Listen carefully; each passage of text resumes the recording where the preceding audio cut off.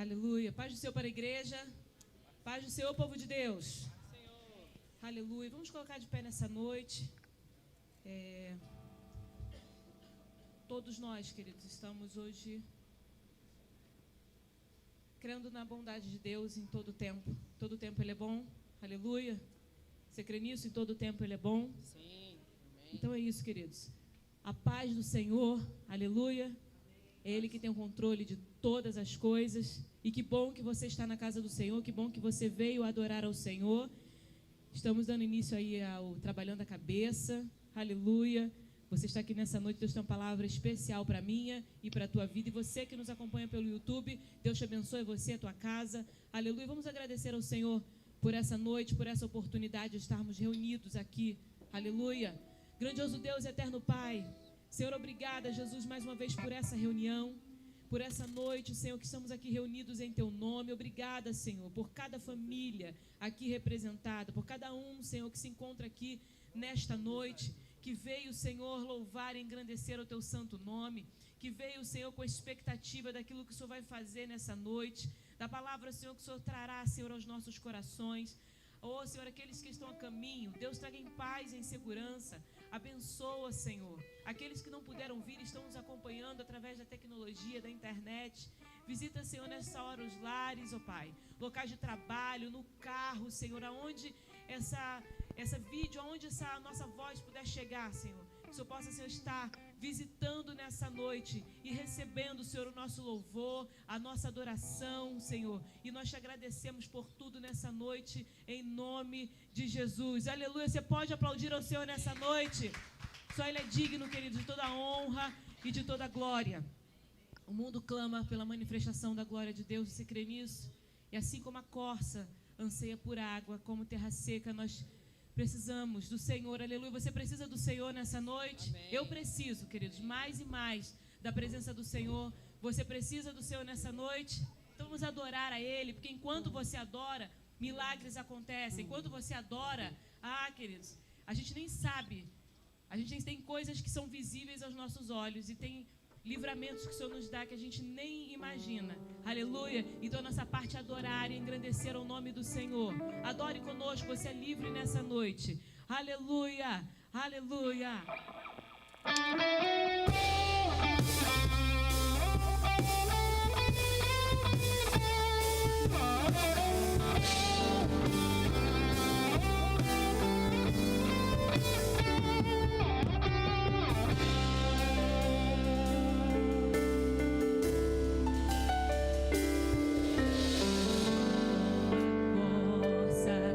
Anseia por águas, como terra seca.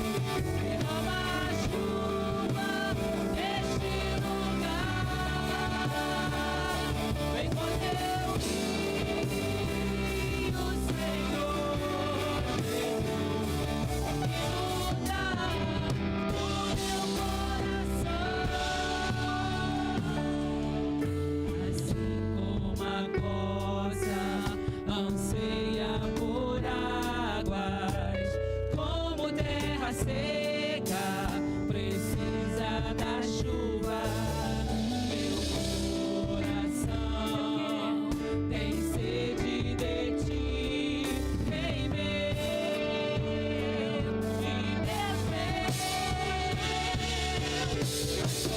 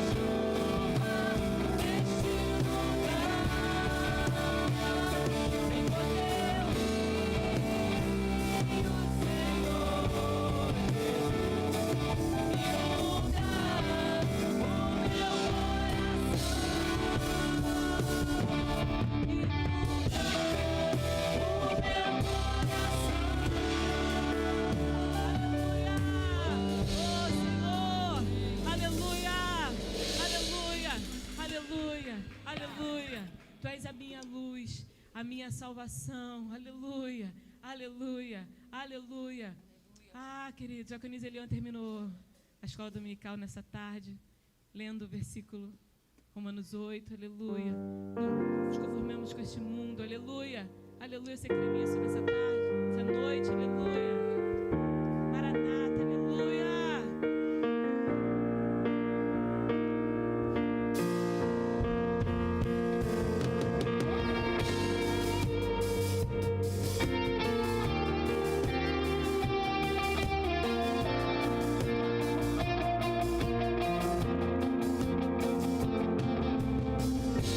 Tu és a minha luz, a minha salvação.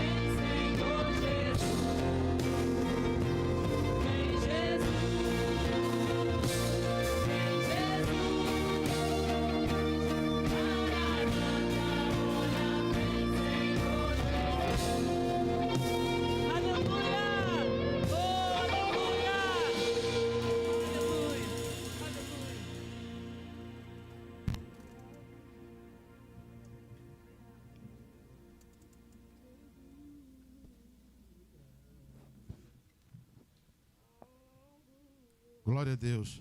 Louvado seja o nome do Senhor, queridos. Deus é digno, Deus é bom, é digno de toda adoração, de todo louvor, e nós vamos nos alegar com o Senhor. Ontem nós nos despedimos do pastor Mário. Daqui a pouco nós temos uma homenagem para ele aí que vai estar passando.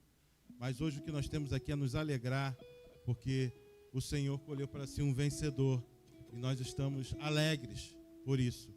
Saudosos, e a saudade vai permanecer, porque isso não tem como mudar. Mas a alegria do Senhor está no nosso coração, porque o Senhor colheu para si um dos seus servos, um soldado seu. Amém. Amém? Aleluia. E nós vamos continuar honrando as palavras do pastor Mário, como ele disse. O Senhor tem pressa e nós precisamos seguir adiante. Ontem nós estivemos ali, podemos assistir os 2 capítulos do Chosen. Algo que ele trouxe, foi ele quem primeiro me apresentou essa série, e nós falávamos muito sobre isso. E ontem nós podemos participar ali, e aqueles que não conheciam ficaram maravilhados. E assim o Senhor vai trabalhando. Ontem nós tivemos vários testemunhos ali no sepultamento, trazendo um pouco do que o Senhor tinha feito por meio da vida do pastor Mário. E nós vamos continuar nesse propósito. Por isso, eu convoco a você que domingo que vem, que nós vamos estar na Santa Ceia, em Santa Teresa. Nós estaremos ali numa manhã missionária. A missionária Lídia Caetano vai estar conosco. Ela está retornando do Camboja, vai estar conosco ali, participando. Ela já ligou. Também estará conosco o psicólogo Gia Carlos, estará trazendo a palavra ali. Continua a nossa programação ali do Trabalhando a Cabeça, ali em Santa Teresa. E eu convoco a você para preparar e levar uma oferta para a nossa programação do Siga-me, nosso programa de missões. Como o Senhor diz, é simples, siga-me, não tem complicações. Nós temos muitos missionários que socorremos eventualmente quando necessitam. O Davi e a Guta, que estão nos Estados Unidos, que recebem uma contribuição fixa nossa, e tantos outros que, por intermédio do pastor Mário, nós conhecemos. Então, vamos fazer muito além daquilo que ele pensava e sonhava no seu coração. Também você tem aí um envelope para as nossas contribuições, dízimos e ofertas, para as manutenções do trabalho do Senhor. A Bíblia nos diz assim, em 2 Coríntios capítulo 9, cada um contribua com aquilo que houver proposto no seu coração. Cada um contribua com aquilo que houver proposto no seu coração.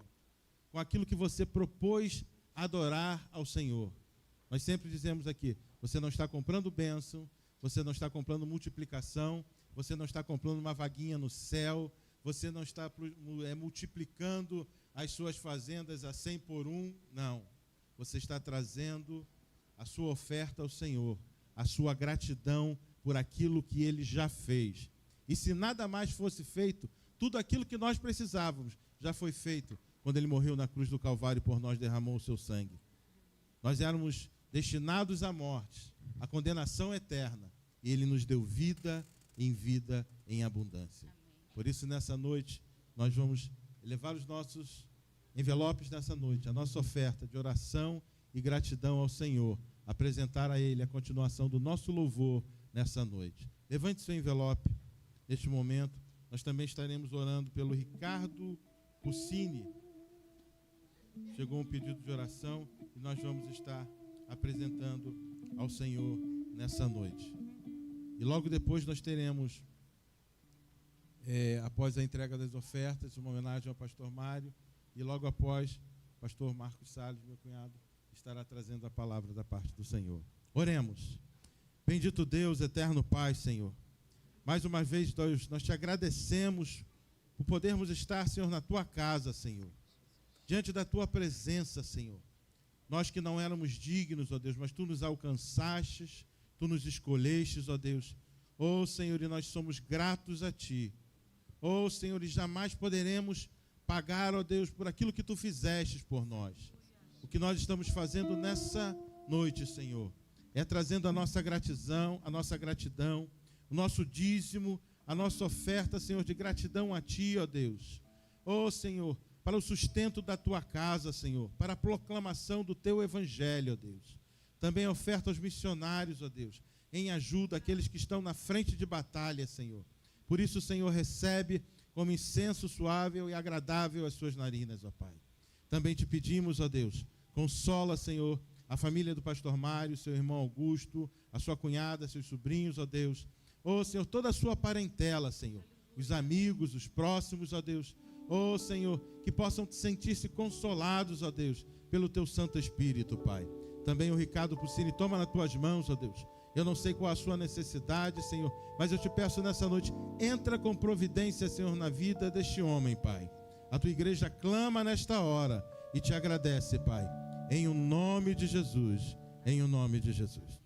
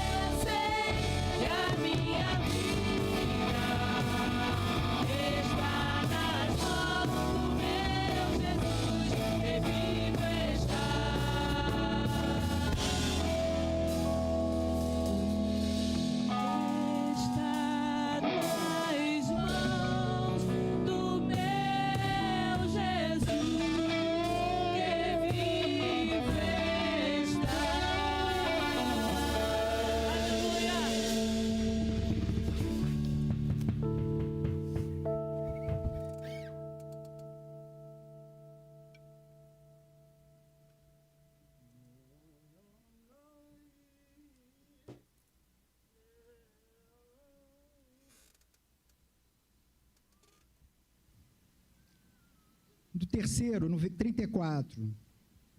Olha aí, porque agora é Davi que está falando com ela. Porque tão certo como vive o Senhor Deus de Israel, que me impediu de que te fizeste mal, se tu não te apressaras e me não vieras ao encontro, não teria ficado a Nabal até o amanhecer nenhum sequer do sexo masculino. Se você não corresse, já era. Estava todo mundo morto.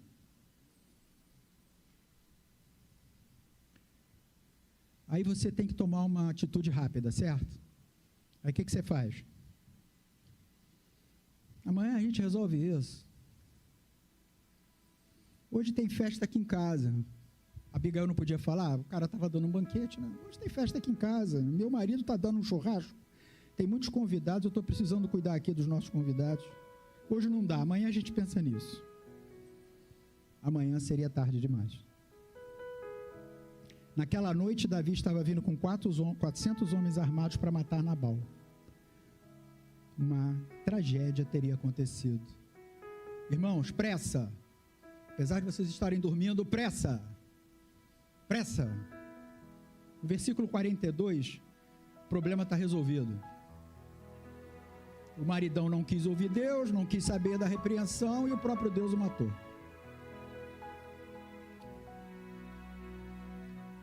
Pergunto a você, você tem tido pressa para socorrer a sua família?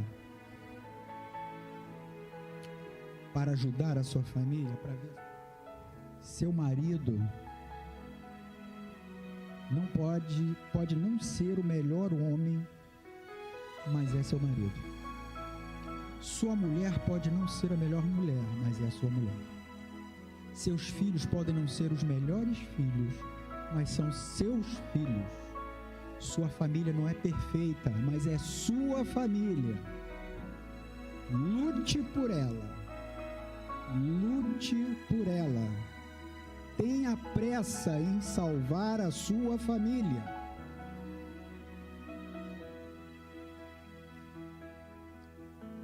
Então, gente, para fechar, eu quero dizer 3 coisas. Na hora da crise é preciso colocar sua confiança em quem? Em Deus. Versículo 26. Agora, pois, meu Senhor, tão certo como vive o Senhor, e a tua alma foste impedido.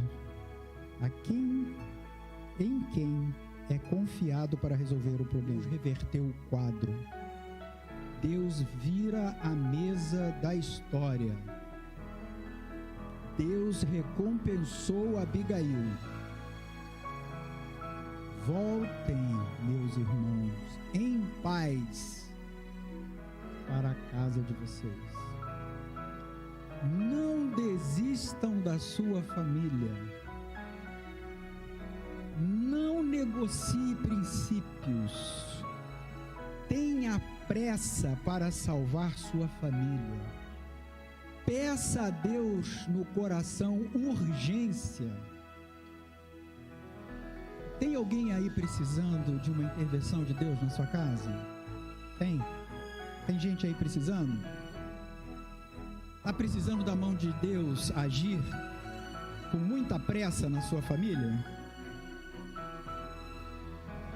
Se você deseja isso aqui na sua vida, na sua casa, na sua família, se tem alguém na sua família que está vivendo grande risco espiritual, nós vamos orar por você, pela sua casa e pela sua família.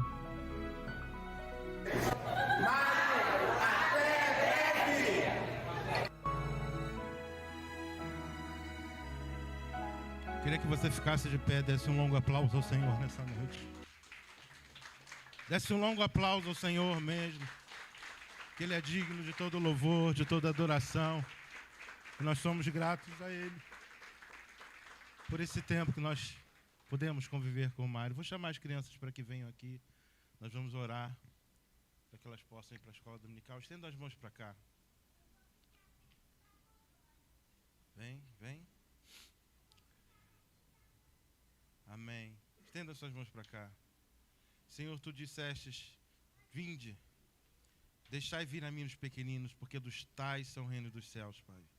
Nós, Senhor, nós abençoamos essas crianças, ó Deus, que são a Tua igreja do amanhã, Deus. Ó Senhor, abençoa cada lar, cada família, Senhor, com uma bênção especial nesta noite. É o que nós Te pedimos, em o nome de Jesus. Amém. Pastor Marcos, podeis assentar. Enquanto o pastor Marcos caminha para cá, todos assinaram, todos preencheram a ficha de presença. Ao final da sequência de palestras, nós estaremos fornecendo um certificado de todos aqueles que frequentaram os 4 dias de participação. E tem uma surpresa também. Para aqueles que frequentaram os 4 dias de participação, a gente vai ter um sorteio de um brinde surpresa ao final da nossa série de palestras. Amém, Pastor Marcos? Pastor Marcos vai apresentar a sua família que está com ele hoje. Temos o Hugo aqui também, o Hugo já é de casa, nossos irmãos de Santa Teresa. Deus abençoe a todos. A paz, meus irmãos. Boa noite a todos. Que a gente possa, né, depois desse momento tão sublime e tão solene, né, a lembrança do pastor Mário, eu tive a oportunidade de vê-lo, acho que foi em maio, se eu não me engano, né, um homem muito bom, um homem tranquilo, um homem de Deus, né, que eu poderia dizer, como João Batista disse, que eu não teria sequer autoridade de desatar as sandálias dos pés do pastor Mário. Eu não sou um pastor como ele, pelo contrário, nem sei se eu sou um pastor como os demais pastores, né? E aqui estamos nesse momento de luto e me parece que esse tema que nós vamos hoje tentar passar para os irmãos, nós vamos buscar, nesse momento, dizer exatamente o que o doutor Victor Emil Frankl, né, disse, apesar de tudo, dizer sim à vida. Eu não estou aqui sozinho, é com muita alegria, apesar da tristeza, que está aqui comigo a mulher que eu amo, com a qual eu convivo há mais de 41 anos, que é minha esposa, Dalete, está ali. Né? O filho também que Deus me deu. Deus me fez ser feliz com o meu filho, que também está seguindo aí a carreira de psicólogo, Mateus. E o outro filho está com Jesus. Né? Ele resolveu pegar o Sami para ele. E hoje nós vamos tentar caminhar um pouco sobre este tema. Mas antes, gostaria de agradecer ao pastorzão, aos pastores de vocês, né, pastor Paulo, nosso pastor, né, Edivan, pastor Sérgio, se o pastor Mário, né, estivesse aqui, o pastor Mário também, mas ele está agora num outro culto, num culto muito mais intenso, né? Porque é um culto que vai durar a eternidade. Muito obrigado, né? Não sou merecedor desse convite. Venho aqui como um profissional da área psi, né? E como profissional da área psi, aprendi e tenho aprendido muitas coisas. E eu gostaria de compartilhar com os irmãos sobre isso. Não sei se os irmãos sabem, mas iniciou-se na última sexta-feira uma campanha que nós temos tido no Brasil e no mundo. No Brasil, a partir de 2015, o Centro de Valorização da Vida, o CVV, o Conselho Federal de Medicina, o CFM, e a Sociedade Brasileira de Psiquiatria iniciaram, em 2015, a campanha Setembro Amarelo, no mês de setembro. Não sei se todos sabem a razão pela qual foi escolhido o mês de setembro. A OMS, que é uma instituição internacional que preza pela ciência e preza também pela questão da saúde do mundo inteiro, ela resolveu dar ao dia 10 de setembro, o Dia Mundial de Prevenção ao Suicídio, e por essa razão também essas três entidades, CFM, CVV e SBP, né, Sociedade Brasileira de Psiquiatria, resolveram fazer, no mês de setembro, o mês de prevenção do suicídio. E por que isso? Falava ali com o Serginho, pastor Sérgio Purral, falava com ele que a cada 40 segundos no mundo, uma pessoa tira a própria vida. A cada 40 segundos no mundo, uma pessoa tira a própria vida. Isso é muito sério. E por que Setembro Amarelo? Eu estava ontem, quando aqui cheguei, na casa da minha mãe, procurando ali no Largo do Machado uma loja que vendesse uma fita amarela, porque a minha intenção era vir com uma fita amarela na minha lapela e não encontrei. Né? Eu acho que não é época de fita amarela, apesar de estamos entrando aí na Semana da Pátria, fitas verdes e amarelas que deveriam estar sendo vendidas, mas não consegui encontrar. Mas por que Setembro Amarelo? A história, meus irmãos e minhas irmãs, desse dia é muito triste, mas é um alerta para todos nós. No dia 8 de setembro de 1994, um rapaz de 17 anos, chamado Mike Emmer, lá nos Estados Unidos da América, um garoto que você olhava para ele, ou eu olhasse, ou nós olhávamos para ele, por acaso, não encontraríamos problema algum no Mike. Um garoto tranquilo, pacato, era conhecido como o Mike do Mustang amarelo, porque ele comprou um Mustang velho, 68, e remodelou todo aquele Mustang, e pintou de amarelo o Mustang. Mas um dia o Mike deixou um bilhete para sua mãe, nesse dia 8 de setembro de 1994, deixou um bilhete para a mamãe e para o papai, dizendo assim: papai e mamãe, vocês não têm culpa de nada, eu amo vocês. E tirou a própria vida. No dia do seu funeral, do seu sepultamento, os pais do Mike resolveram fazer cartões para distribuir no funeral. E nesses cartões havia uma fita amarela, lembrando lá o Mustang do Mike. E nessa fita amarela e nesse cartão que eles distribuíam, eles diziam a seguinte mensagem simples e bem objetiva: se você tiver algum problema, se você tiver alguma dificuldade, se você tiver alguma coisa que está machucando você, procure um pastor, procure um padre, procure um rabino, procure um clérigo, procure um psicólogo, procure um médico, procure os seus pais, procure um amigo, procure alguma pessoa para você conversar. Não desista da vida, não morra, não tire a sua própria vida. E por conta dessa triste história do Mike Emmer e dessa resolução que foi muito bem-vinda da Organização Mundial de Saúde, hoje nós temos o Setembro Amarelo.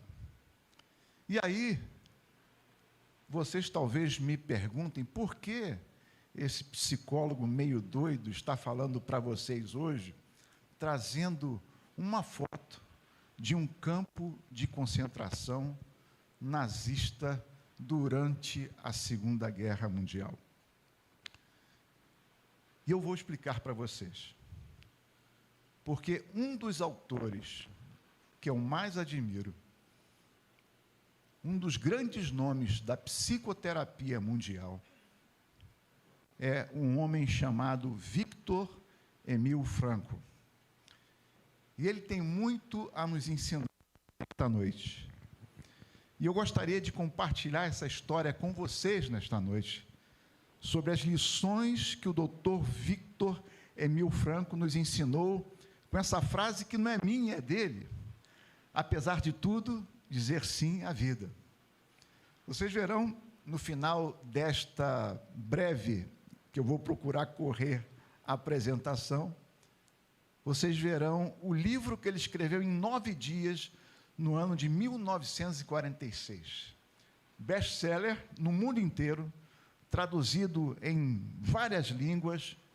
As pessoas têm uma vontade imensa de lê-lo, um livro de fácil leitura, é um livro impactante, um livro triste, mas um livro que traz uma lição de vida.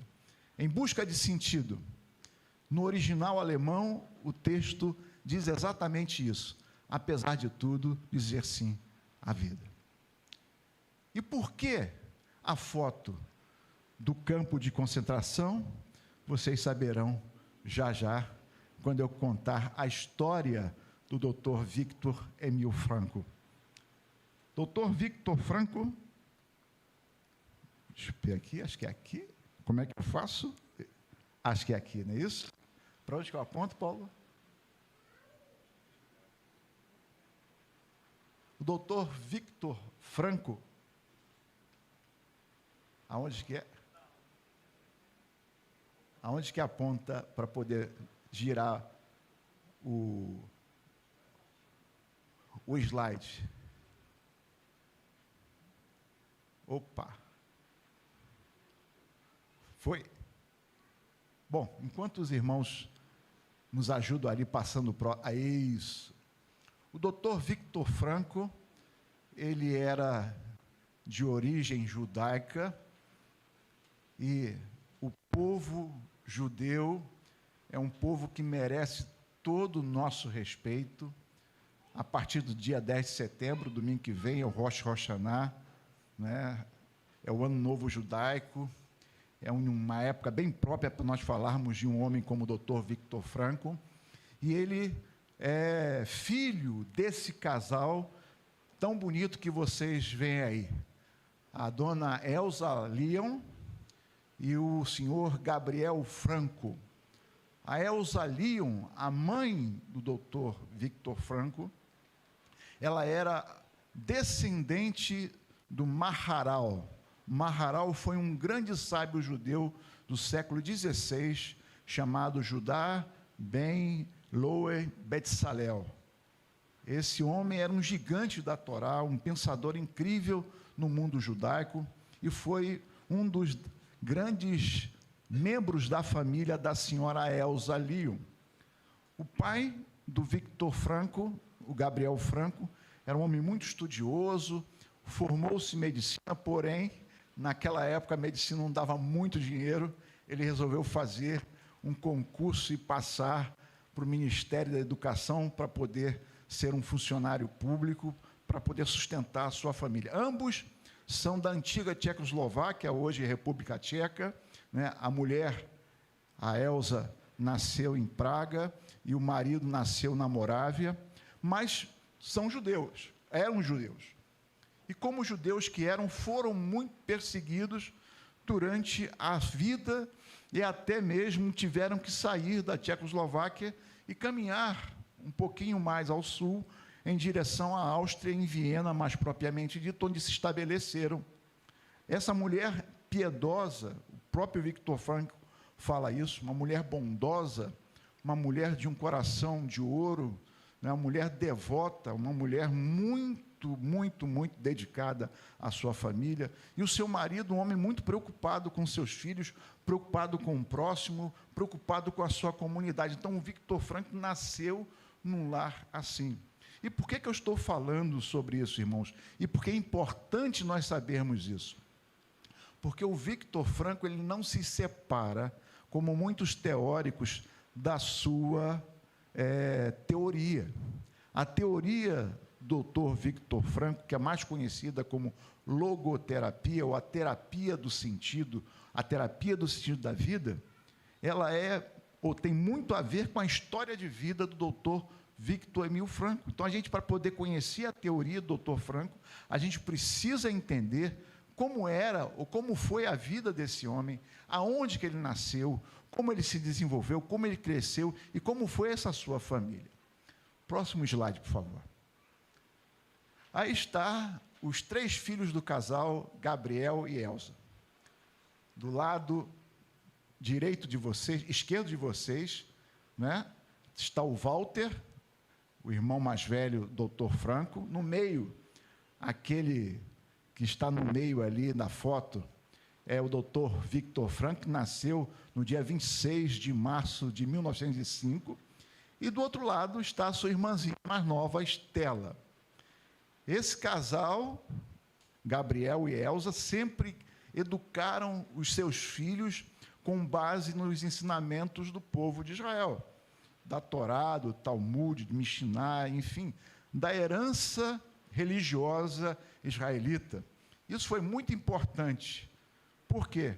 O Victor Franco sempre teve um olhar voltado para o próximo, um olhar voltado para as pessoas que estavam ao seu redor. Ele nunca abandonou, mesmo na sua condição de um homem com pós-doutorado, um homem com 29 títulos de doutor honoris causa, professor universitário, membro da Academia de Psiquiatria e Neurologia lá de Viena, na Áustria.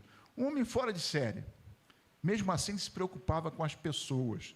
E isso ele aprendeu dentro da Torá, dentro dos ensinos do Antigo Testamento, ou como os nossos queridos judeus falam, do Taná, daquela parte da Bíblia que nós conhecemos, que é o Velho Testamento. Próximo, por favor. E aqui tem uma foto, vocês podem ver, já em Viena. Os três nasceram em Viena, o Walter, a Estela, o Vitor. Os três filhos do casal, Gabriel e Elza, nasceram em Viena, na Áustria. O Victor Frank, vocês podem perceber, aqui é uma foto do Vitor ainda jovem, talvez lá com os seus 20 e poucos anos. Ele era um cara mediano, estatura baixa, né? Ele era o filho que era o menorzinho da família. Mas seus pais aqui, já no início dos anos 30, né, eles estão já com uma certa idade, nasceram no século XIX, nasceram já no finalzinho do século XIX, e a família estava começando a correr um grande perigo que vocês verão agora. Próximo, por favor. Os dois grandes mestres, doutor Victor Franco, apesar que depois ele rompeu com esses mestres, são dois nomes que são basilares na psicologia e nas ciências psi, de um modo geral. Freud, Sigmund Freud, né, esse grande nome da primeira escola vienense de psicoterapia, a psicanálise, ele deu ao ser humano esse entendimento sobre o inconsciente. Há determinadas questões que nós carregamos dentro de nós mesmos, que nós não temos ideia do que acontece e a razão pela qual elas existem dentro de nós. E ele entendia, Dr. Freud, que o ser humano sempre buscava um princípio chamado princípio do prazer, algo que pode redundar naquilo como uma espécie de felicidade imediata para a criatura humana. O outro grande mestre do Victor Frank é o Alfred Adler, o criador da psicologia individual. Só que o Dr. Adler, também o grande nome da segunda escola vienense de psicoterapia, ele entendia que o ser humano não tinha como princípio o prazer, mas sim o poder para lutar contra algo que ele chamava de complexo de inferioridade. Todo ser humano se vê muito frágil desde o início. Depende do pai, depende da mãe, depois depende do governo, depois depende do trabalho, depois depende do patrão.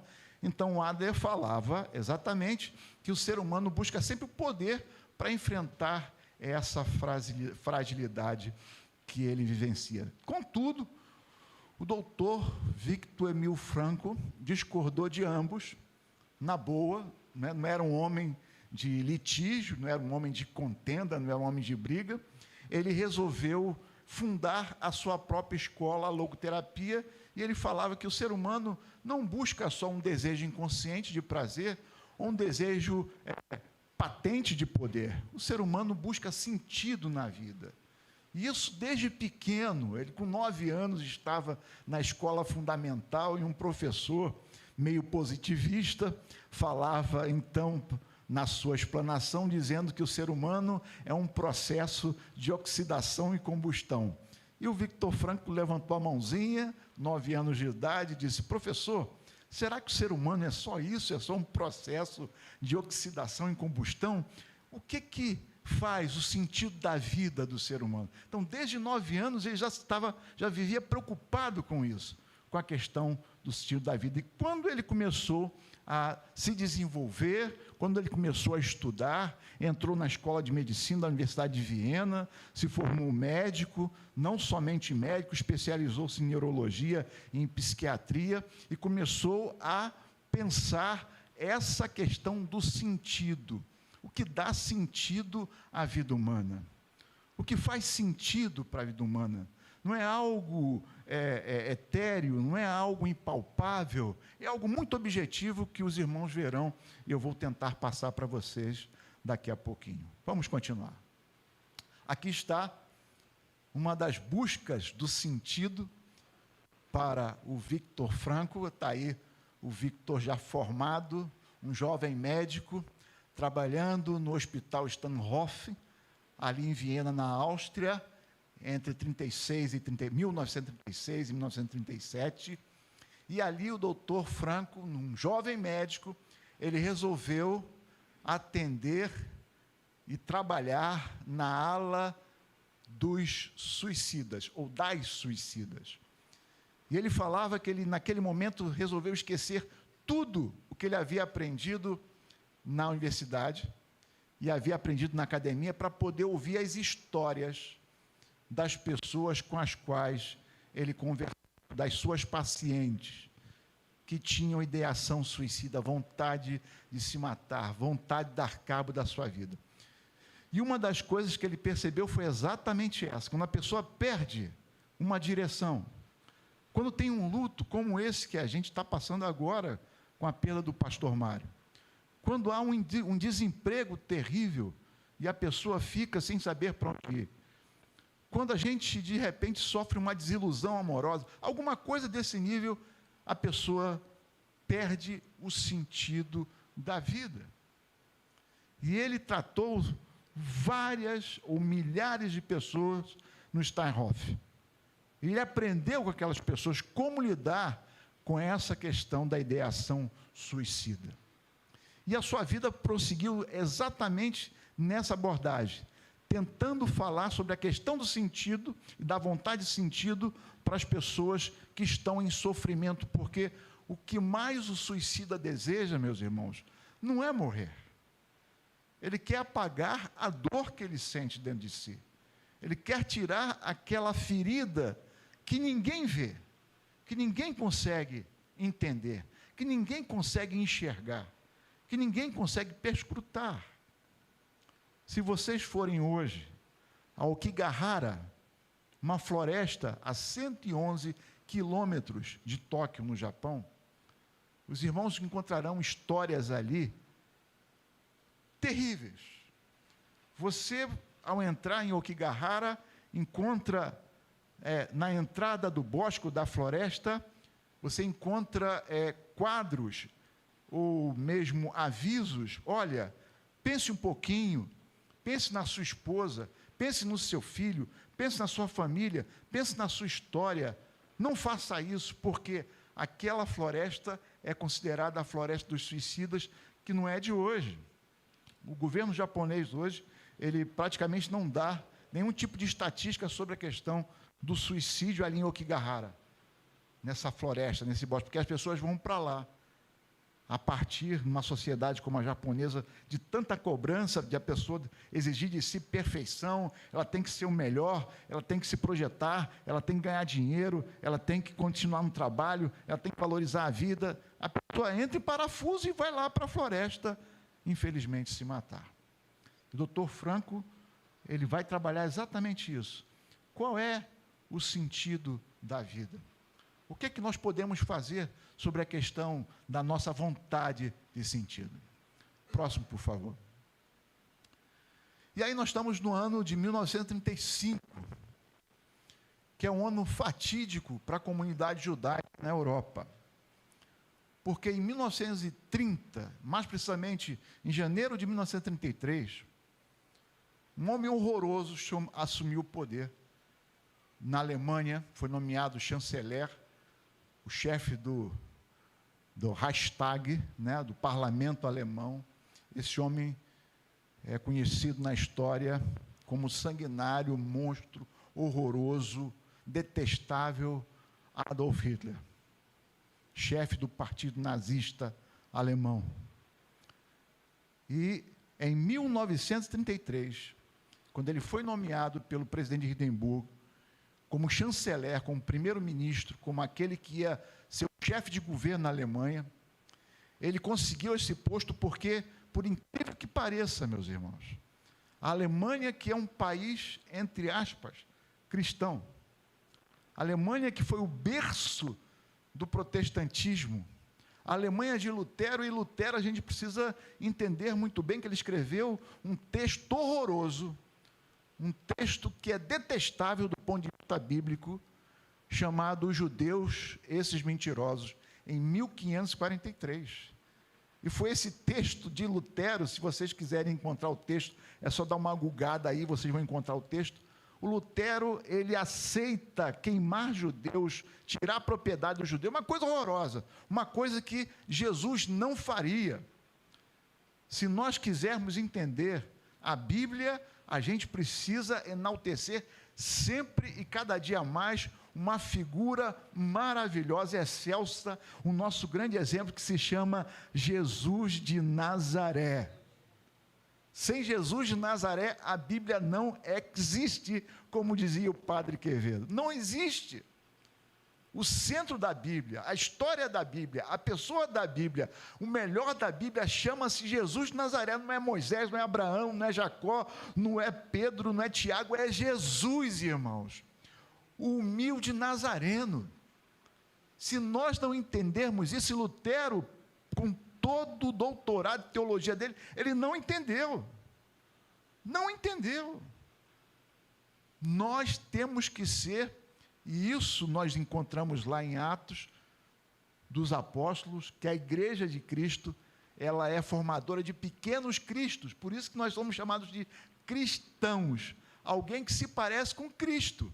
Nós não somos chamados cristão porque a gente segue uma doutrina cristã, é alguém que se parece com Jesus, que ama como Jesus, que acolhe como Jesus, que pode aconselhar como Jesus e que pode viver como Jesus. Mas o Hitler pegou para escrever mais tarde Mein Kampf, Minha Luta, esse texto de Lutero.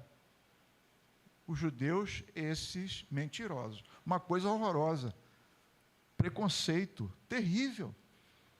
E aí, quando foi em 1935, ele, com hashtag, junto com o parlamento alemão, ele forma a maioria e decreta a lei de regras da cidadania do Reich, do governo alemão e de proteção da honra alemã. Sabe o que significa isso?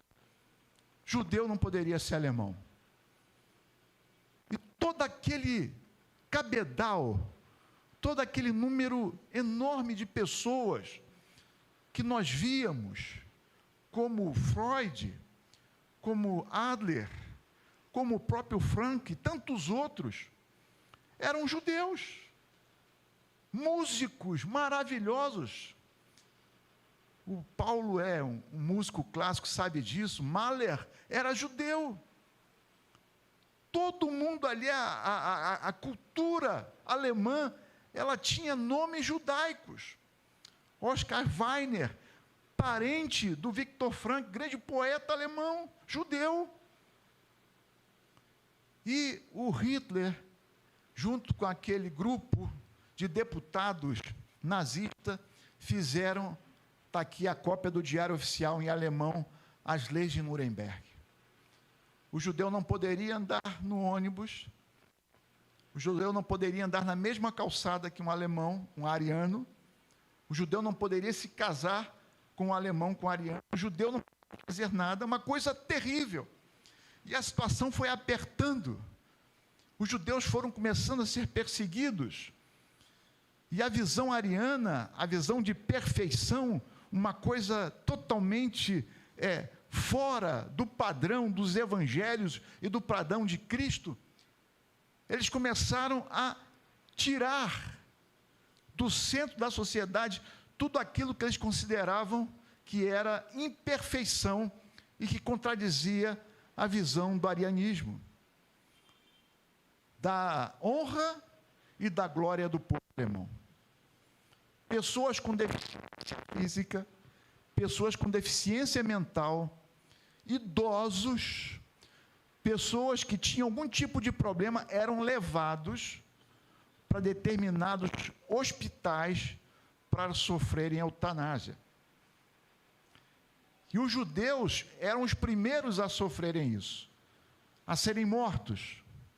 Próximo, por favor. E uma das coisas, talvez, não sei se todos podem enxergar, isso aqui é um cartão de visita do Dr. Victor Emil Frankl. Um cara que era conhecido, doutor em filosofia, doutor em medicina, neurologista, psiquiatra com seu consultório. Está o endereço aqui do seu consultório lá em Viena, na Áustria, na época, na década de 1930. Ele foi obrigado, como judeu, a retirar o seu nome do meio e a colocar aquele termo ali, Israel. Victor Emil Frankl passou a ser Victor Israel Frankl. Para ser conhecido, usava a estrela de Davi, começava a ser cerceada a sua liberdade, começava a ser bloqueada tudo aquilo que ele havia feito, tudo aquilo que ele fazia, o doutor Frankl, de forma gratuita, sem cobrar um tostão, ele e outros formaram em Viena, no pós-guerra da Primeira Guerra Mundial, a gente ainda não está na Segunda Guerra Mundial, eles formaram um centro de aconselhamentos para a juventude. Por quê? Como acontece hoje no Brasil, que tem muitas pessoas se suicidando, naquela época, depois de 1918, final da Primeira Guerra Mundial, a juventude na Áustria, na Alemanha, em várias partes da Europa, se suicidava. E sabe o que aconteceu com um trabalho voluntário, gratuito, sem pagar nada, Dr. Victor Frankl, um jovem médico, ele conseguiu zerar o número de suicidas na cidade de Viena, na Áustria, com o trabalho dele, sem cobrar um tostão, fazendo talvez aquilo que o Serginho faz aqui na igreja, de escutar a pessoa, de dar um abraço, de dizer, eu estou aqui, fala comigo, qual o seu problema? Não faz isso não. O Serginho faz isso aqui com vocês, né? Ele conversa, ele bate papo, ele ora e Deus opera. Por quê? Deus só pode operar, meus irmãos, não é por causa de Gabriel, né, de Miguel, de Rafael, de qualquer arcanjo ou anjo. Ele opera através de você, ele opera através de mim. É você que vai sentar do lado de alguém e vai oferecer um ombro amigo, vai oferecer o seu carinho, vai oferecer o seu amor, para que essa pessoa não faça alguma coisa terrível da sua própria vida. E o Dr. Frankl começou a ter cerceada o seu exercício profissional por ser judeu. Próximo, por favor. E aí o que acontece? Em 1940, já depois da invasão da Áustria, a Áustria foi anexada à Alemanha em 1938, o Dr. Frankl perde o status de médico. Imagina só, eu estudei e continuo estudando, me especializando, fazendo uma série de cursos, e de repente vem alguém, um doido da vida, alguém que pensa bobagem e faz bobagem, e diz assim, Marco, você não é mais psicólogo, o seu CRP está cortado, você não pode mais clinicar, você não tem condições para isso, os seus títulos foram cassados. Foi isso que aconteceu com o Dr. Frankl. Ele foi trabalhar no Rochefield Hospital, que era um hospital judaico, para ser, sabe o quê? Cuidador de judeu. Ele não era mais médico. Não poderia ser mais médico, porque ele era judeu. Médico era só quem era ariano, só quem era alemão, cidadão alemão, pelas leis de Nuremberg. Dr. Frankl não podia ser mais. E aí, lá no Rochefield Hospital, nesse hospital lá em Viena, que era um hospital judaico, o trabalho dele era selecionar idosos ou doentes mentais para serem exterminados, porque isso foi o que o governo nazista de Hitler estabeleceu. Ele só fazia isso. E ele fraudou vários laudos, dizendo, não, que a pessoa está bem, ele não tem problema nenhum, ele está balançando a cabeça assim de repente, mas aquilo ali é só um cacuete, ele não tem problema nenhum, ele não está mal, ele está bem, para o cara não morrer, para eles não matarem o cara. E as coisas foram se apertando, irmãos. Se você quiser ver um bom filme, no final de semana, e tiver estômago para isso, veja um filme do Costa Gravas, Amém, que fala exatamente sobre isso, sobre essa situação das pessoas que sofriam e sofreram o extermínio lá na Alemanha durante o governo nazista de Hitler e dos seus comandados. Próximo, por favor. E aí vem uma questão interessante, uma questão que eu me penitencio hoje aqui também, porque eu não sou um bom filho como deveria ser. Eu tenho 2 irmãs aqui que são exemplos de filho. A minha irmã Marjorie, mais conhecida na nossa família como Dóia, e a minha irmã Márcia. Elas cuidam da minha mãe de uma forma espetacular, como eu não cuido. Eu sou um filho muito errado. Muito errado. Mas o Victor Franco não era como o Marco Salles. Ele se preocupava com o pai deles. E ele estava quase para casar. Vocês vão ver ali a foto da esposa dele, a Tilly Grosser. Ele estava preocupado com o paizinho, o Gabriel, e a mãezinha Elza. Porque vocês podem ver aqui a foto do pai e da mãe, na década de 40, 2 idosos. Eles não tinham condição de enfrentar uma estrada para sair da Áustria e ir para os Estados Unidos, por exemplo, como o Freud fez, saiu de Viena e foi para Londres. Ele não tinha condição de fazer isso. O Victor era o único filho que ficou. A Estela conseguiu fugir, a irmã do Victor, para a Austrália. O irmão Walter conseguiu fugir para a Itália, mas os fascistas de Mussolini pegaram o Walter e mandaram para Auschwitz. Prenderam o Walter. E o Victor tinha conseguido, por ser professor, por ser um homem conhecido, por ser um homem famoso, conseguido uma espécie de salvaguarda, de visto para ir lá para os Estados Unidos, para dar aula em Harvard, para dar aula em Princeton, para dar aula em Yale, para dar aula em várias universidades americanas. E o pai dele, o Gabriel, disse, vai meu filho, me dá um neto, me dá alegria, mesmo eu morrendo, de ver o neto no futuro. E o Victor começou, meus irmãos, a ficar Dr. Victor Franco, numa espécie de melancolia e de preocupação tremenda. Próximo vídeo, por favor. E aí aconteceu algo interessante. Como eu disse, eu gosto muito do Dr. Victor Franco. E o Dr. Victor Franco, ele entende que o ser humano, ele é um ser biologicamente falando, psíquico, mentalmente, emocionalmente falando, social, interrelacionalmente falando e espiritual. Então ele tem essas 4 facetas. E ele começou a pedir um sinal de Deus para saber o que fazia, porque ele estava já com visto para viajar para os Estados Unidos e fugir daquele inferno que se tornara Viena na década de 40, quando os alemães já estavam no poder, já pelo menos há 3 anos. E ele pede um sinal.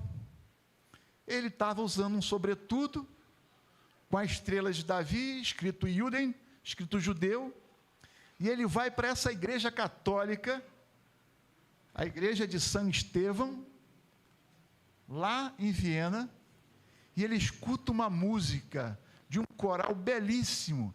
Ele entra na igreja, tapa a estrela, porque senão ele poderia ser expulso, senta no último banco e ouve aquela música até o final. E ele diz que ele encontra um pouco de paz naquele momento tão difícil da vida que ele estava vivendo. Aí quando ele chega em casa, ele vê o pai dele. Naquela época não tinha internet, não tinha televisão, não tinha rádio, não tinha computador, tinha somente rádio. E em cima do rádio do pai estava um pedaço de mármore com a letra Kaf. A letra Kaf, para quem não conhece, é essa letra aqui, que parece um C ao contrário, que é a letra, uma letra do alfabeto hebraico. E ali, ele pergunta para o pai, tem um kaf, né? Essa letra dourada na mármore. Ele pergunta para o pai, pai, que mármore é essa? Ele fala, meu filho, essa mármore aqui é uma lembrança que eu vou levar comigo para o meu túmulo, lá da nossa sinagoga que foi destruída. E aqui era uma espécie de, eu não sei como é que se fala, a parte frontal da sinagoga, né? Seria aqui talvez o... Oi? É a fachada, isso mesmo, obrigado, Paulo. A fachada da sinagoga tinha lá, aqui está em hebraico, né? Ali está o ló, não matarás, em hebraico. Então estava na fachada a lembrança das tábuas dos 10 mandamentos. E essa letra Kaf representava o 5º mandamento. Vamos ver, a irmã deu uma bela aula na escola dominical. Qual é o 5º mandamento? O 4º é do Shabat. Guarda o dia de Shabat, que é o dia de descanso, assim diz o Senhor. Qual é o 5º mandamento? Honra teu pai e tua mãe, para que encontres muitos dias na terra que o Senhor teu Deus te dá. Ele falou, eis o sinal, eu vou ficar, eu não vou embora. E ele fica. Ele resolve deixar expirar o visto e vai embora. Continuar aqui, lá em Viena, com seu pai e sua mãe idosos. Ele não foge. Ele vai, por favor, próximo, se casa com a Tilly Gross, a sua esposa. É o último casamento civil, porque os alemães proibiram casamentos de não alemãos, não arianos. É o último casamento em Viena, o dele. Ele se casa, sua esposa é engravida. E quando, próximo, por favor, é o ano de 1942.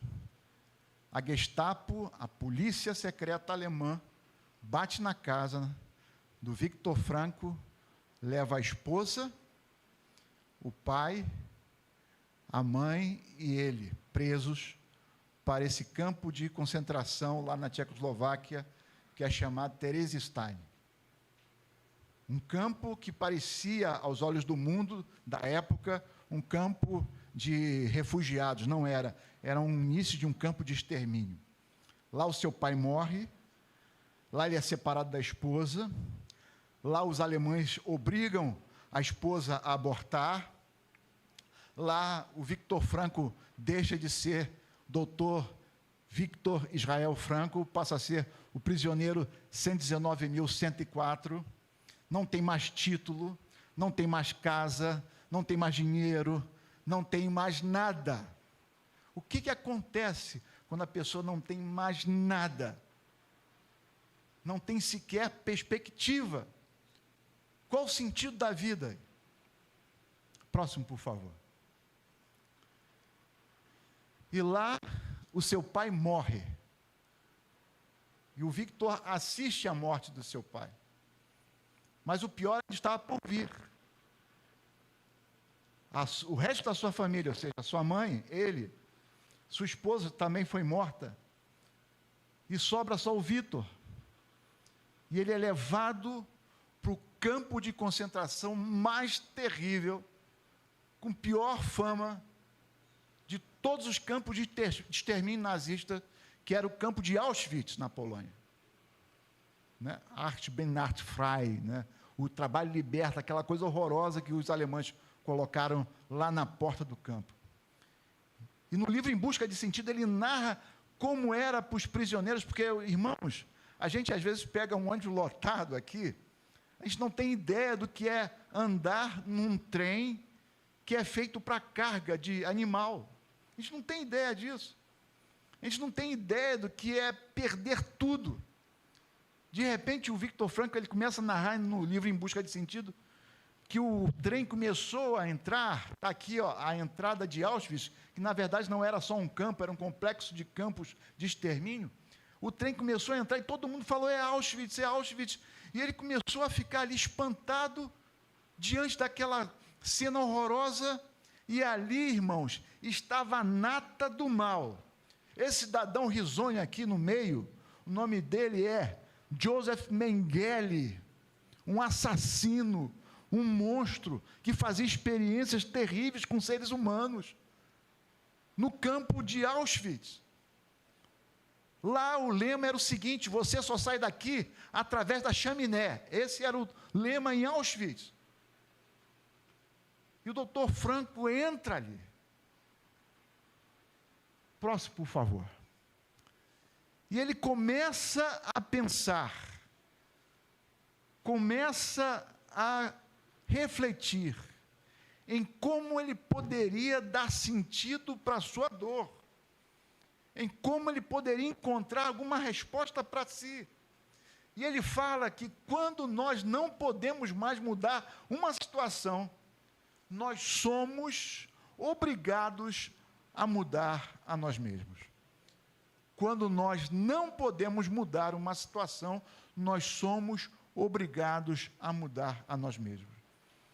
Nós não podemos mudar mais a situação do pastor Mário. Gostaríamos de orar por ele, ele se levantar da tumba. Isso é possível? É possível, claro que é possível. Mas isso foge à expectativa. A gente crê, a gente pede. Quantas vezes nós oramos por uma situação que a gente percebe que é quase que irrevogável ou irremediável, como essa da morte? E o doutor Franco, ele fala que o sentido da vida, que pode ser uma meta, uma potencialidade, é uma força primária, é um significado que nós encontramos ao longo da nossa caminhada, nós podemos sim encontrar um viés de mudança através de nós mesmos, quando a situação não nos permite que nós possamos mudá-la. Próximo, por favor. E aí, irmãos, ele começou a estabelecer para si alguns padrões de enfrentamento. Isso é muito importante. Quando você ou eu, quando nós estivermos diante de uma situação difícil, uma lição que o Dr. Viktor Frankl nos ensina, é preciso estabelecer algumas regras de enfrentamento para nós mesmos. E ele disse para si, lá em Auschwitz: eu vou sobreviver, eu não vou me lançar no fio. O que ele quis dizer com isso? O fio era o arame farpado eletrocutado que cercava o campo de Auschwitz. E sabe o que acontecia? A pessoa, quando entrava em Auschwitz, ele via um cão, pastor alemão, enraivecido e treinado para morder judeu. Ele via um soldado da Gestapo, da SS, com a sua Luger apontada para a cabeça da sua filha ou do seu filho. Ele via as pessoas sendo pisadas e maltratadas. A pessoa enlouquecia. E o que ela fazia? Se atirava na cerca eletrocutada para morrer, acabar com aquele sofrimento. Porque a pessoa que quer se matar, a pessoa que tem ideação suicida, ela não quer morrer, ela quer parar a sua dor. E aí o doutor Franco falou: eu vou sobreviver a tudo isso, eu não vou me lançar no fio, eu vou ajudar todos que precisarem, porque na medida que você sai de dentro de você mesmo, e você começa a se entregar a uma missão, a uma tarefa, a um tipo de projeto, você começa a focar e tirar da sua mente algumas coisas, e andar em direção à resposta, ao sentido que você procura. Terceiro, eu vou procurar aprender alguma coisa em tudo isso que eu estou vivendo. Interessante. Muito interessante, porque isso ajudou o Dr. Viktor Frankl a manter a sua saúde mental. Quanto tempo eu tenho ainda, Paulo? Pode. Próximo, por favor.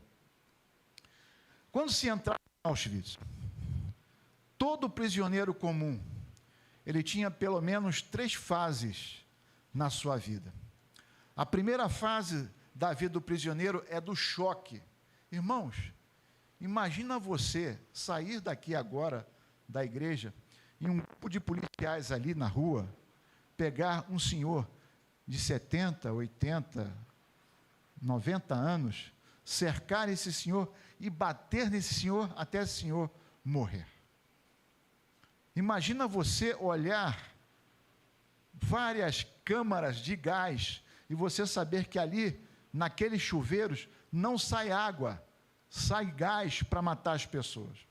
É um choque, a pessoa tem medo, e a pessoa, como disse o Dr. Victor Frankl, começa a desfrutar da sua existencialidade desnuda, porque, meus irmãos, até mesmo os fios de cabelo, olha que coisa horrorosa, a pessoa chegava para desinfecção em Auschwitz, ela tinha os seus pelos do corpo todo raspado, como o Dr. Victor Frankl escreve no seu livro, a sua existencialidade desnuda. Todos os seus bens que ainda tinham, porque eles carregavam malas da sua casa ou dos outros campos, eram tirados. A sua roupa, que ainda tinha a estrela de Davi no peito, era tirada e dada a ele um trapo com o pijama, né? Aquele uniforme listrado, escrito judeu. Era um choque para a pessoa. A pessoa ficava atordoada, abatida. Mas tinha o segundo momento, por favor, irmão querido. O segundo momento é a fase da apatia. Quando a pessoa vê tanta tragédia, tanta dificuldade, tanto problema, que ela se fecha, ela se enclausura em si mesma para não sofrer. Às vezes você vê uma pessoa na sua família que passa por muitas dificuldades e ela está fechada, ela está apática, é porque ela não está querendo mais sofrer, ela não quer mais ver que o marido faz isso, a esposa faz aquilo, o filho está assado, e ele não quer mais saber disso. Não é que ele seja mau, não é que ele seja ruim, não é que nós devamos, nem podemos fazer nenhum juízo de valor. A pessoa se torna pessoa apática para não sofrer. Mas há um terceiro, por favor, estágio, que é o estágio da libertação. Por incrível que pareça, irmãos, quando o prisioneiro saía, e aconteceu isso, em janeiro de 1945, os prisioneiros de Auschwitz foram libertados pelos soviéticos, conseguiram tirar, e vocês vão ver as imagens ali, né? Talvez o YouTube até corte essa parte aí, aqui do culto do Paulo, né? Da igreja de vocês, mas vocês verão as coisas mais terríveis. E o prisioneiro, quando saía dessa situação, ia para a liberdade, ele não sabia mais o que fazer, não sabia mais não ouvir ordens. Dr. Victor Frankl esteve aqui em 84, no Brasil. Ele ficou hospedado no antigo Hotel Glória. E perto do Hotel Glória existe o quê? A Igreja do Outeiro da Glória. Quando é às 6 horas da tarde, o que toda a igreja católica faz? Toca a hora da Nossa Senhora, da Ave Maria, não é isso? Ele não podia ouvir o sino, porque ele se lembrava, e ele tremia, ele tinha ataques histéricos, porque aquilo mexia muito com ele. E o prisioneiro, quando era libertado, ele não sabia o que fazer com a liberdade, ele não sabia como aprender a se alegrar, como aprender a sorrir. Por isso o Dr. Frankl disse que era preciso aprender a desaprender, para de novo aprender a sofrer. Sabe por quê, irmãos? Nós, seres humanos, nós vivemos aquilo que o Dr. Frankl chamava de a tríade trágica. Todo ser humano sente dor. Quando eu nasci, sem dúvida, eu levei um tapa lá atrás, para poder chorar. Dor. Todo ser humano sente sofrimento. Nós estamos sofrendo pela perda do pastor Mário. E todo ser humano enfrenta a morte. É a tríade trágica da existencialidade do ser humano. Mas mesmo vivenciando essa tríade trágica, nós precisamos buscar um sentido. Por que ele fala em busca de sentido? Porque na medida que eu encontro sentido em algo, e esse sentido ele é concluído, eu preciso buscar outros demais sentidos, para que eu não perca sentido na minha vida. Próximo, por favor.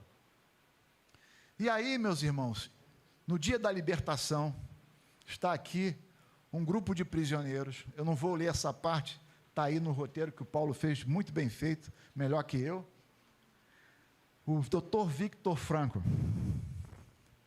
que trabalhava dia e noite, às vezes mais de 12 horas por dia, como um funcionário braçal em Auschwitz, na neve, no frio, com fome, recebendo uma ração de 76 calorias diárias.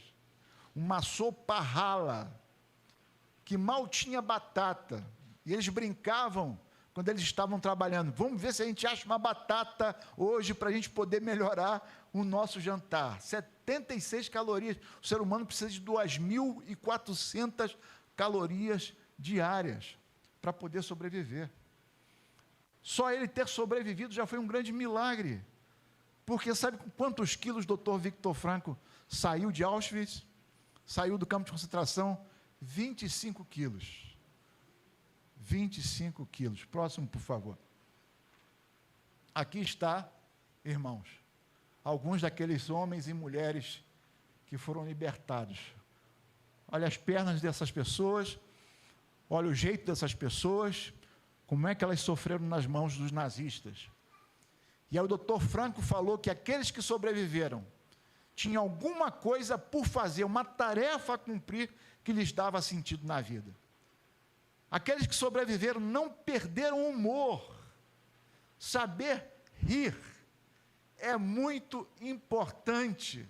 Na minha época de juventude, tinha uma revista que eu gostava de comprar. Meu pai até reclamava muito, gastava dinheiro do meu pai. Às vezes pegava o dinheiro dele escondido, Deus me perdoe, né? Para comprar a revista, chamada Seleções Ridge.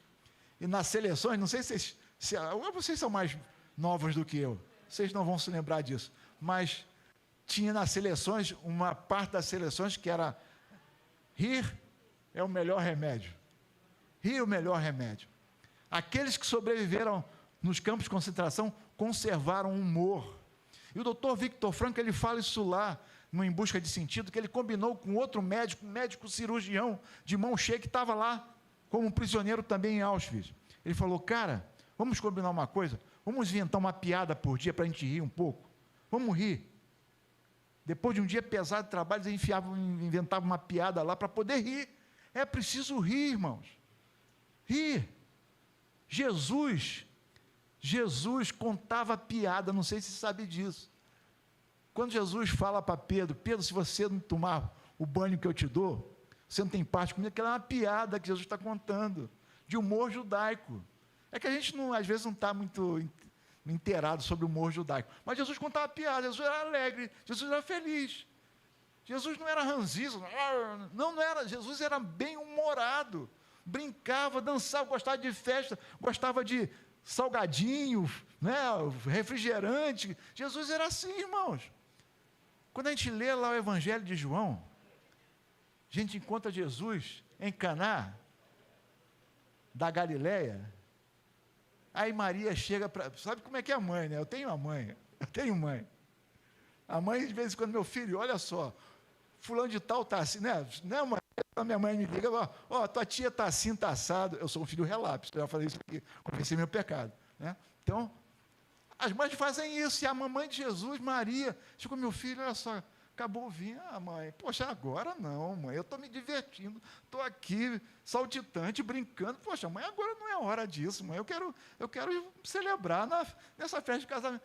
Jesus vivia a festa, The Chosen, os escolhidos que vocês assistiram ontem, é exatamente isso. O Jonathan lá, que faz o papel de Jesus, faz muito bem o Jesus da Bíblia. Por quê? É preciso ter humor. Terceiro, aquele que foi solidário com os demais, que se preocupou com os demais, também sobreviveu. Quarto, aquele que era livre, apesar de ser prisioneiro.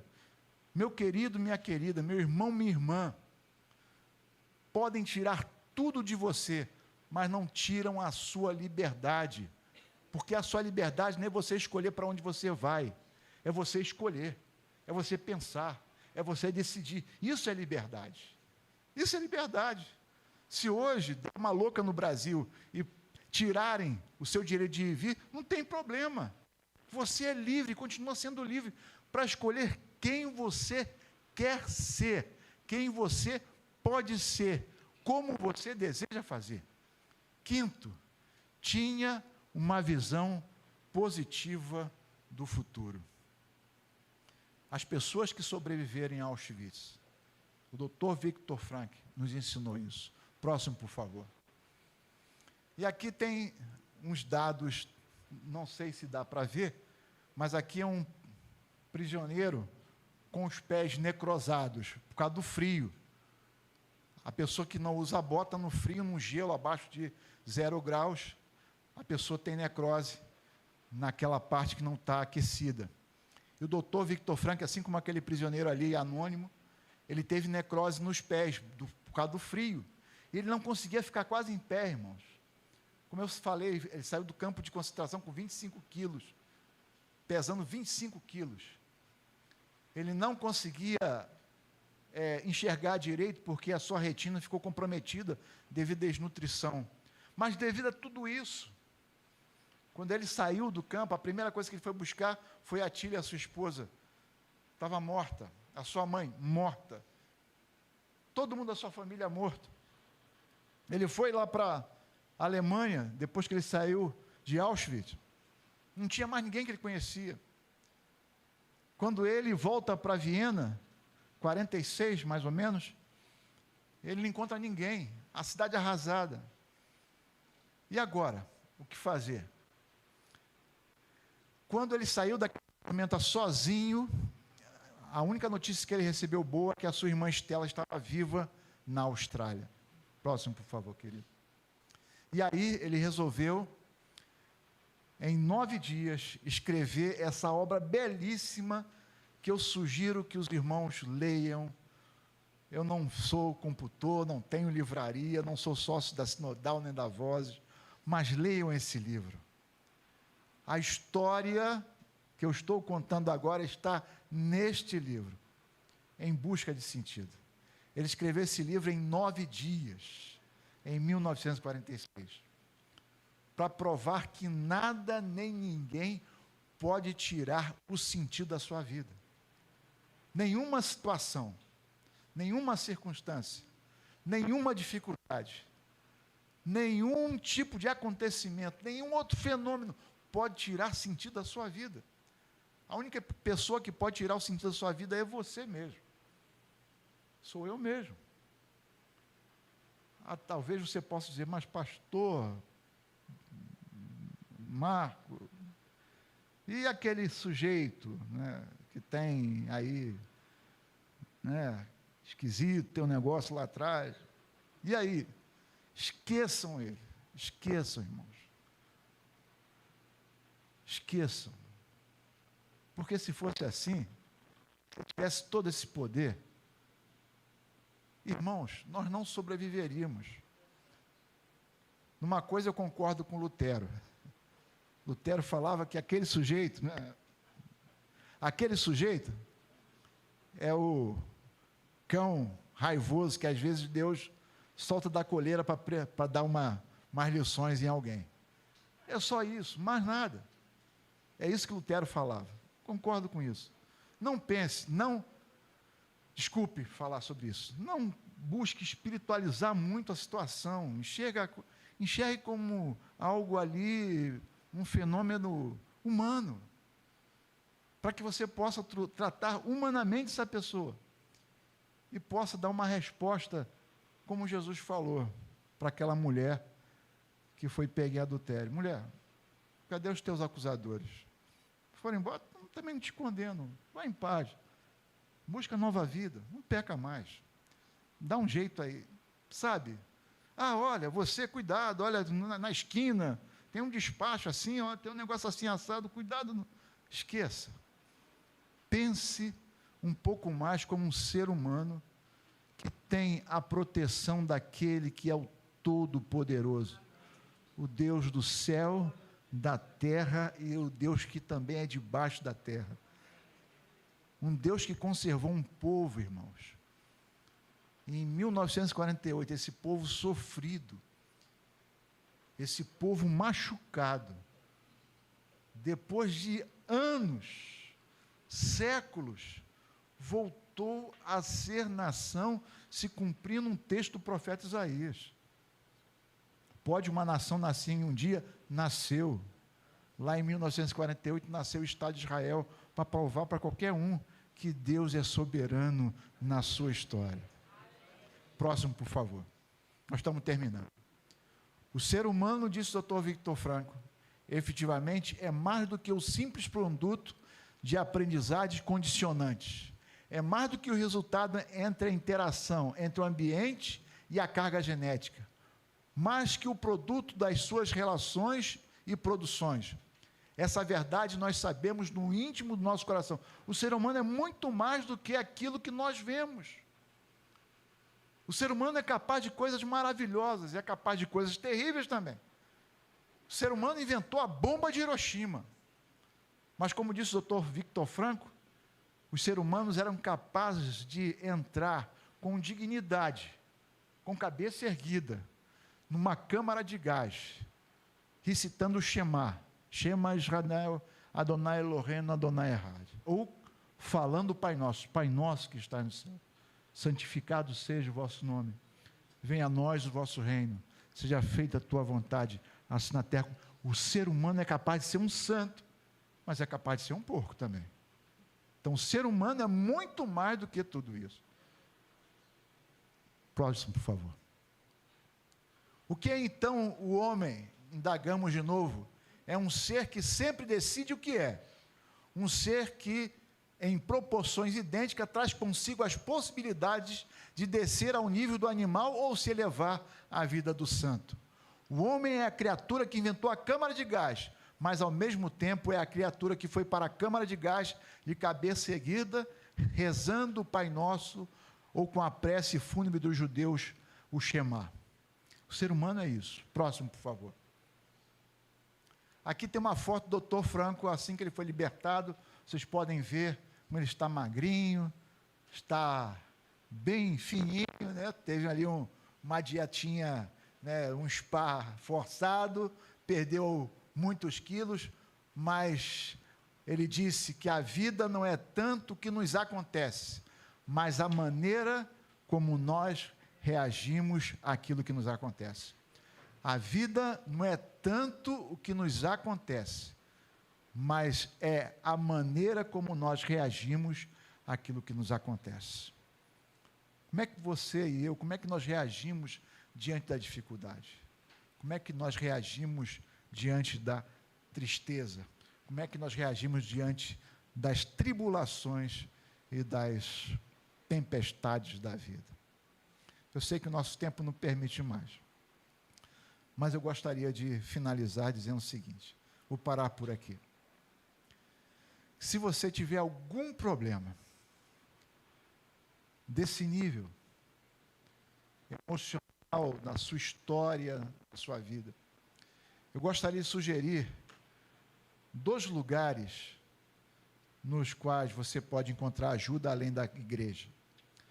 Eu sou servidor, com muito orgulho, da Prefeitura da cidade do Rio de Janeiro. Eles têm um trabalho muito bonito, que é o Centro de Apoio Psicossocial Franco Basaglia, aqui na Avenida Venceslau Braz, nos fundos, ali em Botafogo, onde a pessoa pode ser atendida da melhor maneira possível por uma equipe de psicólogos, médicos, terapeutas ocupacionais, etc., que vão atender muito bem. E tem também aqui pertinho de vocês, eu não sou membro de lá, mas existe o Centro de Logoterapia do Rio de Janeiro, Logo Rio, que é comandado pela doutora Sônia Nascimento, no Largo do Machado, 21, na sala 509. Vou deixar com o pastor Paulo estas referências, para que vocês, de repente, uma pessoa precisa, não sabe como encontrar o sentido da vida, e de repente, esses profissionais podem ajudar, porque nós não somos tutelados ou totalmente escravizados por uma situação ou alguma circunstância. Nós temos a capacidade de escolher.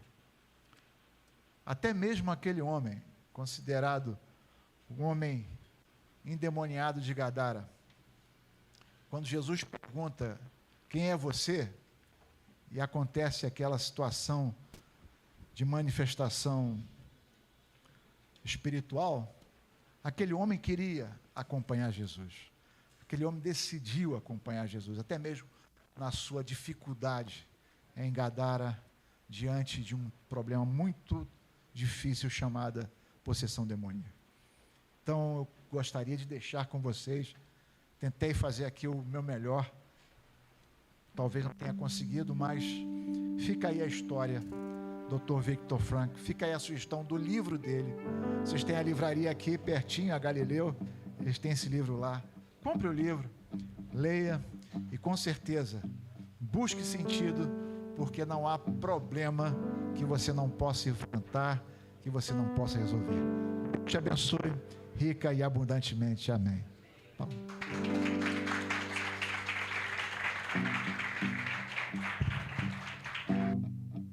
Aleluia.